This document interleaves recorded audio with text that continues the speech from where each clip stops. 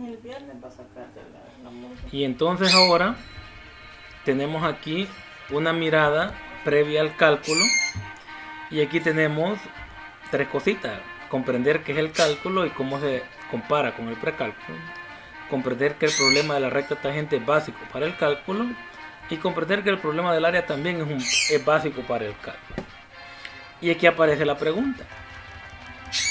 ¿Qué es el cálculo? Y dice acá, el cálculo es la matemática de los cambios, velocidades y aceleraciones. También son objetos de cálculo de rectas, tangentes, pendientes, áreas, volúmenes, longitudes de arcos, centroides, curvaturas y una gran variedad de conceptos que han permitido a científicos, ingenieros y economistas elaborar modelos para situaciones de la vida real. Aunque las matemáticas previas al cálculo también tratan con velocidades, aceleraciones, rectas tangentes, pendientes y demás, existe una diferencia fundamental entre ellas y el cálculo. Mientras que las primeras son las más estáticas, el cálculo es más dinámico, significa que no varía. He aquí algunos ejemplos. Aquí tenemos unos ya. Las matemáticas previas al cálculo permiten analizar un objeto que se mueve con velocidad constante. Sin embargo, para analizar la velocidad de un objeto sometido a aceleración es necesario recurrir al cálculo. Las matemáticas previas al cálculo permiten analizar la pendiente de una recta, pero para analizar la pendiente de una curva es necesario el cálculo. Las matemáticas previas al cálculo permiten analizar la curvatura constante de un círculo, pero para analizar la curvatura variable de una curva general es necesario el cálculo. Y las matemáticas previas al cálculo permiten analizar el área de un rectángulo, pero para analizar el área bajo una curva general es necesario el cálculo, es decir, figuras que no precisamente son un cuadrado. Cada una de estas situaciones, menciona por acá, implica la misma estrategia general, la reformulación de las matemáticas previas al cálculo a través de un proceso de límite. De tal modo, una manera de responder a la pregunta ¿qué es el cálculo? Consiste en decir que el cálculo es una máquina de límites que funciona en tres etapas. La primera la constituyen las matemáticas previas al cálculo, que son las que usted ya conoce. Con nociones como la pendiente de una recta en la función de la línea recta, ¿se acordará usted de eso? O el área de un rectángulo, que lo vieron todo en noveno grado. La segunda es el proceso de límite y la tercera es la nueva formulación propia del cálculo en términos de derivadas e integrales. Y esto es lo que vamos a tomar para los siguientes meses. Tenemos matemáticas, después proceso de límite y después el cálculo.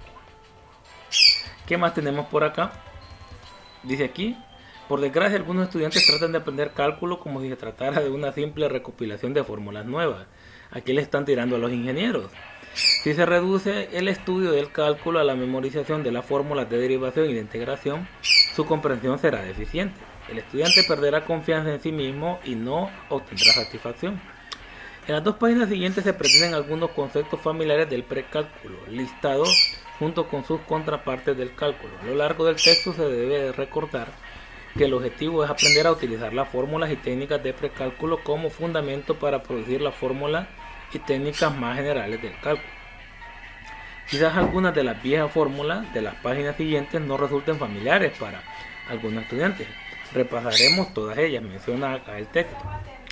A medida que se avance en el texto se sugiere volver a leer estos comentarios repetidas veces. Es importante saber en cuál de las tres etapas del estudio del cálculo se encuentra el estudiante.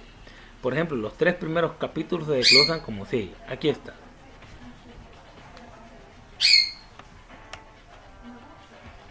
Y bueno, aquí tenemos esto. Gracias. Tenemos sin cálculo. Valor de la función x cuando x vale c. Aquí está, miren. De las unidades pasadas usted lo ha visto por acá, que hacíamos la evaluación y quedaba acá.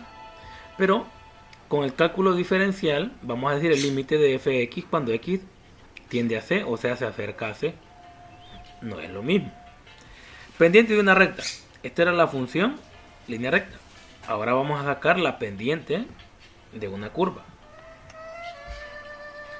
Bueno, después tenemos acá recta secante a una curva. Y aquí recta tangente a una curva. Ritmo o velocidad de un cambio promedio entre t y a, de A y B. velocidad.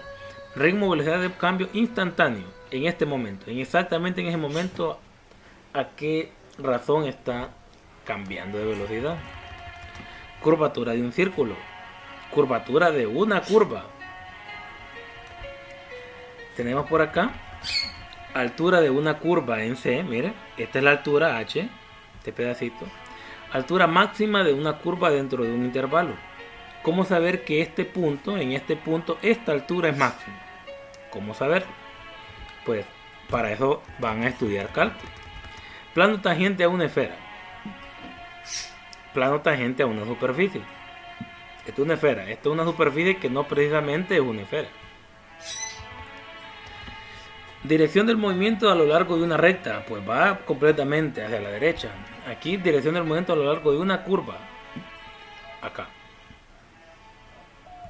Entonces, todos estos son ejemplos del cálculo. Todos toditos. Así que cuando se dedique meramente a estudiar el cálculo, pues se va a dar cuenta. Aquí tenemos más. Área de un rectángulo. Esto usted lo puede hacer. Ahora, con el cálculo integral, usted va a aprender a sacar el área de una curva. El área bajo la curva, cualquiera. Trabajo realizado por una fuerza constante. Trabajo por una fuerza que varíe. Con el cálculo integral. Centro de un rectángulo. Esto usted lo puede calcular. Centroide de una región. El centroide, el punto exactamente donde queda todo esto en equilibrio. En equilibrio. Si usted le coloca un lápiz acá y es capaz de sostenerlo. Tenemos por acá longitud de un segmento de recta. Esto ustedes lo pueden saber fácilmente, se lo puede. Ahora la longitud de un arco, de una curva. Esto usted sabe, pero con el cálculo usted va a saber cuánto mide esta curva. Es como que usted la agarre y la estire. Tenemos por acá área superficial de un cilindro. Esto usted se lo puede, una formulita, la vio allá en 9º grado. Y aquí área superficial de un sólido de revolución, con integrales.